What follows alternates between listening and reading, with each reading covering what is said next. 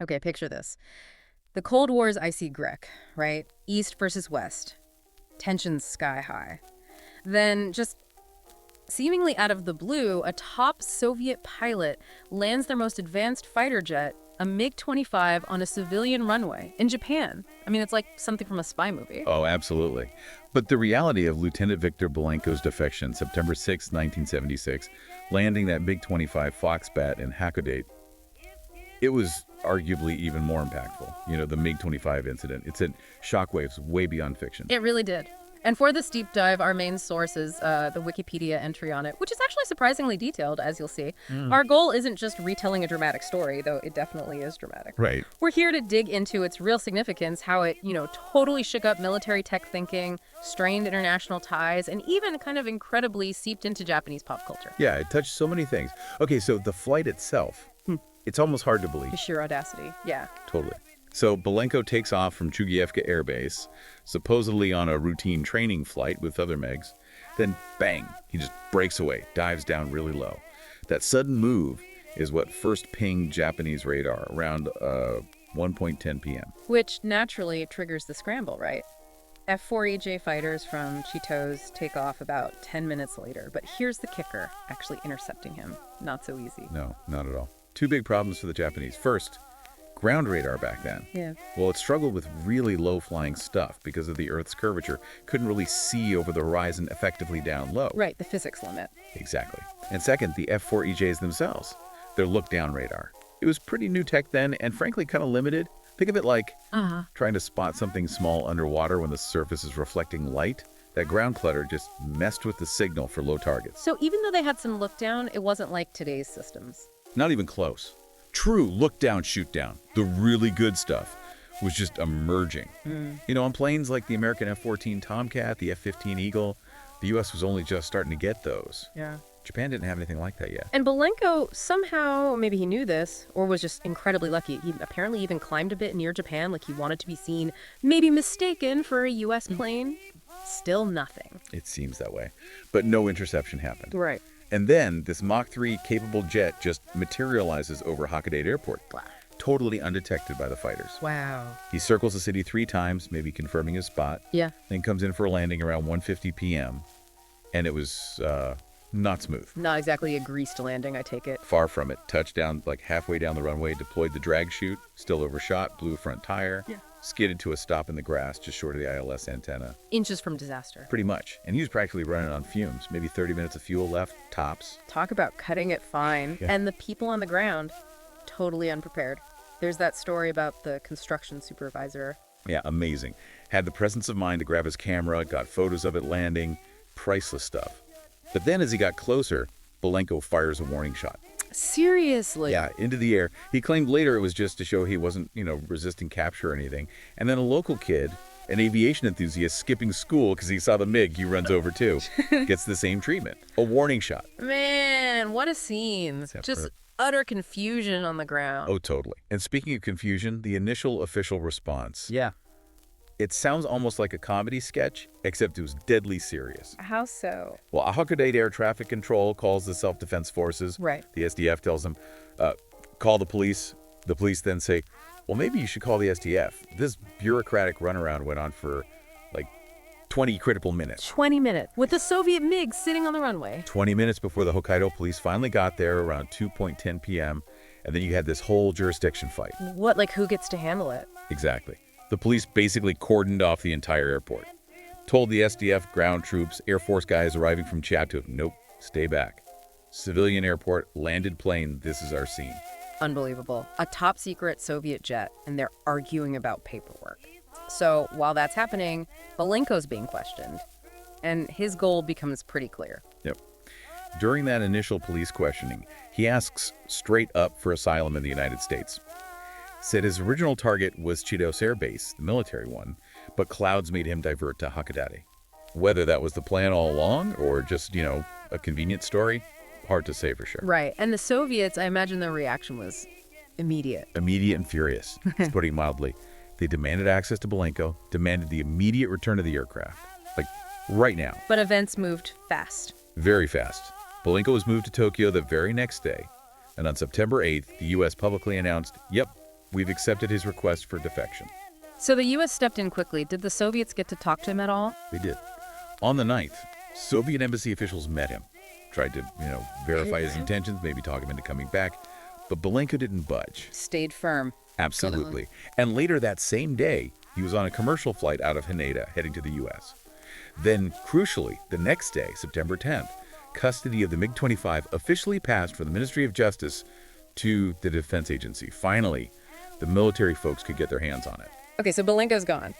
But this incredibly valuable secret Soviet jet is still sitting there. And like you said, peak Cold War, the Japanese military, the SDF, must have been on edge. On high alert, absolutely. You have to remember the context. This wasn't just some random plane. It was a symbol of Soviet power. Landed unexpectedly, raised huge security concerns. There were even these persistent rumors, maybe more than rumors, about Soviet Spetsnaz special forces planning a mission to either snatch the plane back or destroy it right there in Japan. Like a covert op? Seriously? Yeah, the alleged plan involved like a submarine, a helicopter drop, Spetsnaz commandos, the whole 9 yards, to stop the West getting its secrets. Straight out of a thriller novel.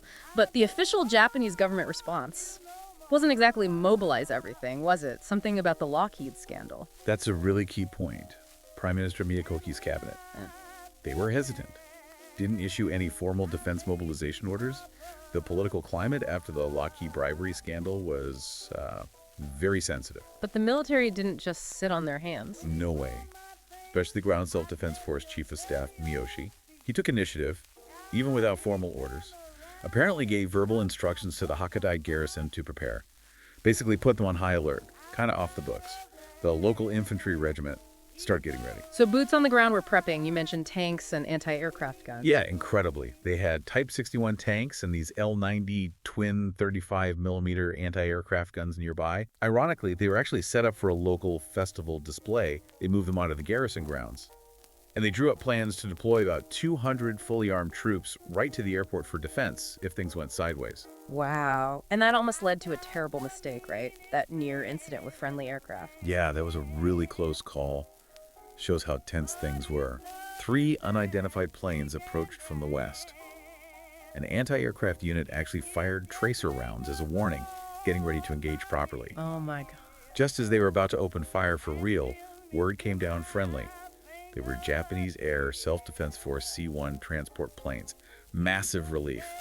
But because firing those tracers wasn't, officially authorized by civilian authorities, the incident report apparently got quietly disposed. Left under the rug. That's chilling. And it wasn't just the Army, right? The Navy and Air Force were also active. Oh yeah, it was an all-hands-on-deck situation, even if parts were unofficial. The Maritime Self-Defense Force deployed ships in the Sea of Japan and the Pacific. Minesweepers in the Hakodate base guarded the port entrance. Torpedo boats from another unit patrolled near the airport. Constant surveillance. Constant. Helicopters flying surveillance over the Chuguru Strait. JASDF F-4s patrolling the skies 24/7. And get this, a GSDF anti-tank unit was stationed nearby with Type 64 guided missiles and recoilless rifles, ready to hit any Soviet ships that might try something funny. They were taking the threat very, very seriously at the local level. So the military was ready for a fight, even if Tokyo was cautious. Okay, so back to the plane itself. The Soviets are yelling, "Give it back." What happens next? Well, the Soviets kept demanding it back immediately. And interestingly, the Japan Socialist Party, the main opposition, actually echoed that call. But the U.S. military, working closely with the JSDF, had, let's say, other plans. Inspection time. Exactly. Starting September 24th, they began dismantling the MiG-25 for a thorough examination. They invoked diplomatic precedent, the right to inspect military gear that lands unexpectedly. Must have been an intelligence goldmine for the West, taking apart their top fighter. Absolutely unprecedented access. They took it apart, documented everything. Then the pieces were loaded onto a giant U.S. Air Force C-5A Galaxy transport plane right there at Hakodate. And wasn't there some weird banner? Yeah, kind of dark humor amidst the tension. As they loaded the fuselage, wings removed, wrapped in tarps, someone stuck a banner on it saying, "Goodbye, Hakodate. Sorry for the trouble." Classic. And even just flying it out required protection. Correct. There were real concerns the Soviets might actually try to intercept the transport plane. So JASDF F-4 fighters escorted the C-5 all the way from Hakodate down to Hakodate Air Base. Didn't take any chances. Wow. So after all that inspection, it eventually went back. It did. After the U.S. and Japanese teams learned everything they could, the disassembled MiG was finally returned to the Soviet Union on November 15th. But there was that weird postscript about the records in Japan. Yes, that's fascinating. Apparently, the government instructed the ground SDF to destroy all records related to their response, the unauthorized alert, the near shoot-down incident. Why? To avoid embarrassment. Presumably. Or avoid questions about acting without explicit orders. But the ground chief of staff, Miyoshi, the one who initiated the alert, he vehemently opposed this, saw it as erasing a necessary proactive defense. He actually resigned in protest over it. Speaks volumes about the internal conflict. Okay, let's pull back and look at the wider impact. Militarily, for Japan, this incident must have been a massive wake-up call. Oh, huge. A real jolt. The fact that this MiG could just fly in low and undetected, it starkly revealed major vulnerabilities in their air defense network. People started saying, quite loudly, that Japan's radar capabilities were seriously lacking. And that led to actual changes in policy and equipment. Directly. This incident is widely seen as the catalyst. It pushed through funding for the E-2C Hawkeye early warning aircraft, something they'd previously decided against. It shifted their whole posture towards detecting threats earlier. Proactive, not just reactive. Exactly. And later upgrades to their F-4EJ fighters, the Kai version, specifically included better radar with improved look-down performance. Lessons learned. And on the Soviet side, they didn't just ignore this, surely. No, they reacted too. They were forced to change their IFF codes, the Identify Friend or Foe system, called YASFOI, because Belenko obviously knew the old ones. Right, compromise. And there was that high-level committee sent to Belenko's airbase. They were reportedly shocked at the poor living conditions for the pilots and families there. Really? Yeah. And as a direct result, the government actually funded new housing, schools, kindergartens. So Belenko's defection ironically led to better treatment, better range for pilots in those border regions. That's unexpected. A defection leading to better housing. Strange ripple effect, isn't it? There was also this other consequence. The Soviet Air Force apparently became much more cautious about fully fueling their aircraft near the border. Why? Fear of more defections. That seems to be the reason, which connects to that chilling theory by Kunio Yanagita about the Korean Airlines Flight 007 shoot-down years later. He suggested the Soviet interceptors might have been low on fuel, rushed the attack, maybe a lingering fear exacerbated by the Belenko incident. Wow, that adds another layer to the KAL-007 tragedy. And what about the MiG-25 itself, the supposed superjet? How did its reputation fare? Well, ironically, the incident that showcased its ability to sneak in low also highlighted its weakness in that role. It wasn't really designed for low-altitude dogfighting or interception. It was a high-speed, high-altitude interceptor meant for threats like the B-70 bomber that never really materialized. So it wasn't the all-conquering fighter some feared? Not exactly. The examination revealed a lot. Surprisingly extensive use of stainless steel, not the exotic titanium everyone assumed, and the electronics.